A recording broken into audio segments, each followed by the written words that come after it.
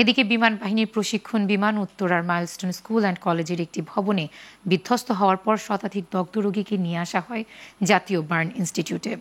দগ্ধদের মধ্যে অধিকাংশ শিক্ষার্থী, আর কমপক্ষে অর্ধশতের অবস্থা আশঙ্কাজনক বলে জানিয়েছেন চিকিৎসকরা।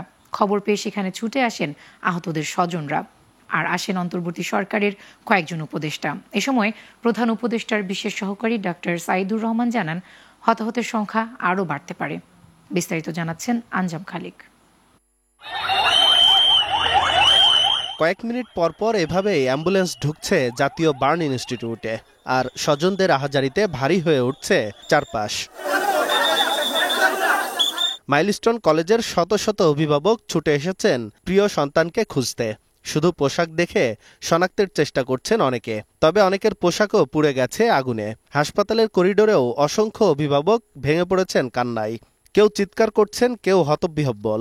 যখন বের হয়েছি দেখি যে যেখান দিয়ে আমরা সিঁড়ি দিয়ে ক্লাসে উঠি সেই সিঁড়ির জায়গাটা পুরোটা পুড়ে গেছে, আর সিঁড়ির ওই পাশে কিছু 7-8 এর ছেলেরা পড়তো, ওদের ইয়েটা পুরো পুড়ে গেছে। ফার্স্টে আমরা হয়তো ভাবছি ট্রান্সমিটার ব্লাস্ট হয়েছে, কারেন্ট গেছে, এরকম কিছু, বাট পরে আমরা দৌড়ায় যাওয়ার পরে দেখি যে প্লেন ব্লাস্ট হয়েছে। পরে আমরা সবাই দৌড়ায় যাই, তখনও ফায়ার সার্ভিস আর আর্মির এখনো পৌঁছায় নাই। মানে আমরা শিক্ষার্থীরা ফার্স্ট ইয়ার সেকেন্ড ইয়ার যারা আছে 9-10 তারা ট্রাই করি ওদের বের করার। আমরা উঠছি, অনেকে উঠে দেখি একজনের মাথা আলাদা হয়ে গেছে, হাত পা আলাদা হয়ে গেছে। গত জুলাই আগস্টে যেরকম একটা ঘটনা ঘটেছে এই উত্তর আধুনিক হাসপাতালে, এই বিএনএস সেন্টারের সামনে যেরকম ম্যাসাকার ছিল, আমাদের ছাত্ররা ঠিক একইভাবে আজকে দেখেন সেই জুলাই আগস্টে আর এক রকম একই রকম সিনারিও আমাদের সামনে। উত্তরায় মাইলস্টোন স্কুল অ্যান্ড কলেজের একটি ভবনে বিমান বাহিনীর প্রশিক্ষণ বিমান বিধ্বস্তের ঘটনায় আহত হয়েছে নারী শিশু সহ 150 শতাধিক। আহত এবং তাদের স্বজনরা বর্ণনা করলেন ভয়াবহ সেই ঘটনা। কলেজের এমআইতে নিয়ে যাওয়ার চেষ্টা করেছি, ওখানে যাওয়ার পরে আমাদেরকে ওখানে সামনে সেনাবাহিনী ছিল, বলছিল এখানে হবে না, উত্তর আধুনিকে নিয়ে যেতে। পরে উত্তর আধুনিকে নিয়ে যাই, উত্তর আধুনিকে তেমন ভালো কোনো ব্যবস্থা ছিল না। পরে আমাকে বলে যে ঢাকা মেডিকেলে এখানে নিয়ে আসতে। এক সাইডে পড়ছিল, তো তখন সবাই আমরা নামানো শুরু করি, সিঁড়ি দিয়ে যেভাবে পারে নামানো শুরু করে। আমরা 1 নম্বর বিল্ডিং, 4 নম্বর বিল্ডিং, 5 নম্বর বিল্ডিং, 7 নম্বর বিল্ডিং, সব হয়েছে 9 থেকে সেকেন্ড ইয়ার পর্যন্ত।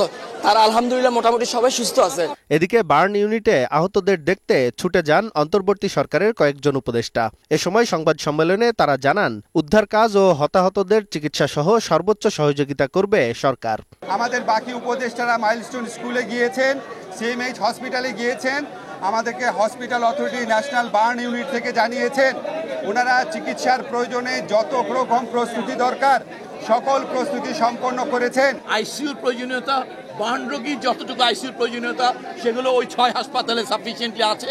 এরপরও এই ইনস্টিটিউট সম্পূর্ণ প্রস্তুত আছে এবং ঢাকা মেডিকেল কলেজের আইসিইউতে প্রস্তুত রাখা হয়েছে। আহতদের অনেকের জন্য দরকার রক্ত, তাই প্রিয়জনদের বাঁচাতে রক্তের জন্য ছুটছেন তারা। আঞ্জাম খালেক, গ্লোবাল টেলিভিশন, ঢাকা।